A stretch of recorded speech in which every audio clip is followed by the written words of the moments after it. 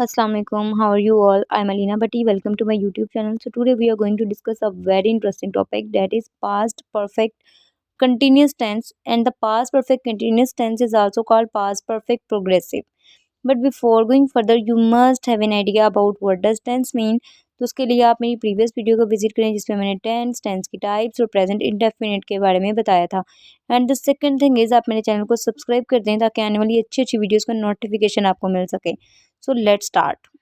So the first question is the past perfect continuous the same as the past perfect progressive? So yes, they are same. And why? Since it refers to an action that had been progressing until a certain point in the past, तो basically past perfect continuous tense को past perfect progressive इसलिए कहते हैं क्योंकि ये ऐसे action को show करता है जो कि पास्ट में एक स्पेसिफिक पॉइंट इन टाइम से पहले स्टार्ट होते हैं और फिर वो उस टाइम तक प्रोग्रेस में रहते हैं। ठीक है, तो इसी वजह से हम इसे पास्ट परफेक्ट प्रोग्रेसिव भी कहते हैं। And the second question is when do we use past perfect progressive? For an action that started before a certain point in time and reached that specific point in time. तो ऐसे actions जो कि past में एक certain point in time से पहले start होते हैं और फिर उस स्पेसिफिक पॉइंट इन टाइम तक प्रोग्रेस में रहते हैं, कंटिन्यू रहते हैं। For example, she had been working for 20 minutes when he arrive.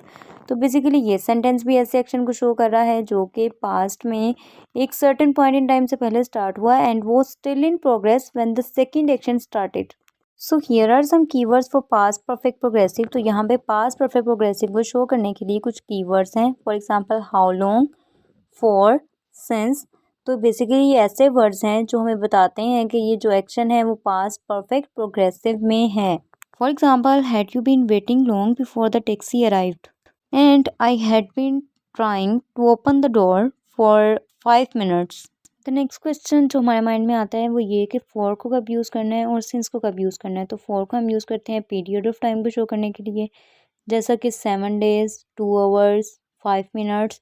And since का भी यूज़ करते हैं for specific date and for specific time. ठीक है, तो फॉर एग्जांपल हमारे पास आ जाता है since 1990, since morning, since evening, since 2 o'clock।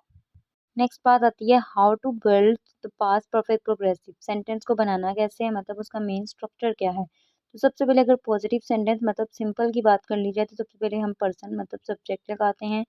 Helping verb हमारे पास हैड यूज़ होगा और उसके साथ हम बीन लगाएंगे। Then base form of the verb आएगी और उसमें हम आईएनजी को ऐड करेंगे, देन हमारे पास ऑब्जेक्ट आ जाएगा। और अगर टाइम भी मेंशन है तो उसके लिए हम उसके अकॉर्डिंग सिंस और फॉर का यूज़ करेंगे।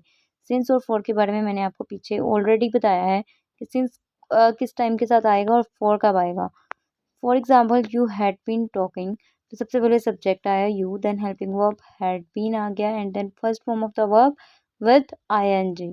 अब बात आती है नेगेटिव सेंटेंस को कैसे बनाना है। तो सिंपली हम हैड के बाद नोट को ऐड कर देंगे, बाकी सेम स्ट्रक्चर है। तो सबसे पहले सब्जेक्ट आएगा, then had not, then been, then base form of the verb plus ING and then object. And then फिर क्या है, सिंस और फॉर आ जाएंगे अगर टाइम मेंशन है। For example, you had not been talking. How to make question बनाने के लिए सिंपली क्या करेंगे, हेल्पिंग वर्ब को स्टार्ट में लेंगे। अब आपने याद रखना है कि हैड बीन दोनों को उठा के स्टार्ट में नहीं लेके आना, सिर्फ हैड को लेके आना है, देन सब्जेक्ट लगाना है और सब्जेक्ट के बाद बीन लगाना है, then base form of the verb plus ING and फिर ऑब्जेक्ट आ जाएगा। For example, had you been talking and at then we put question mark. How can we make negative question? अगर हमारे पास ऐसा सेंटेंस आ जाता है जो कि सवालिया भी है और मनफी भी है, तब क्या करेंगे, सबसे पहले हम हैड लगाएंगे, मतलब हेल्पिंग वर्ब को स्टार्ट में लेके आएंगे, देन सब्जेक्ट, सब्जेक्ट के बाद हम नॉट भी लगाएंगे, then base form of the verb plus ING and then object. For example, had you not been talking.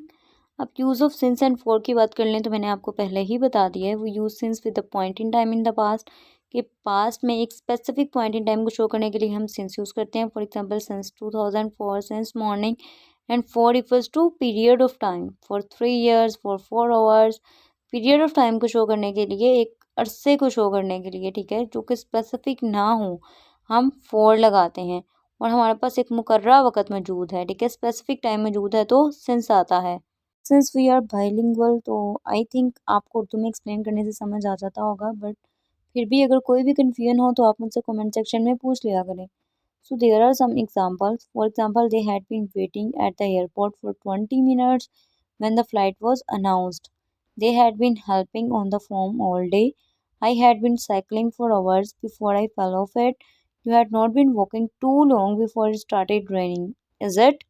How long had Aisha been learning English before she went to Canada? तो अगर पहले sentence को देख लिया जाए तो ये एक ऐसे एक्शन को शो कर रहा है जो कि पास्ट में स्टार्ट हुआ था और दूसरे एक्शन के स्टार्ट होने तक प्रोग्रेस में था।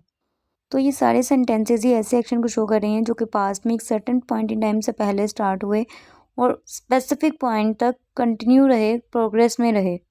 आई होप आपको पास्ट परफेक्ट प्रोग्रेसिव समझ आ गया होगा, but if there is any confusion please feel free to ask me in the comment section and don't forget to subscribe my channel. Okay, thank you to dulls.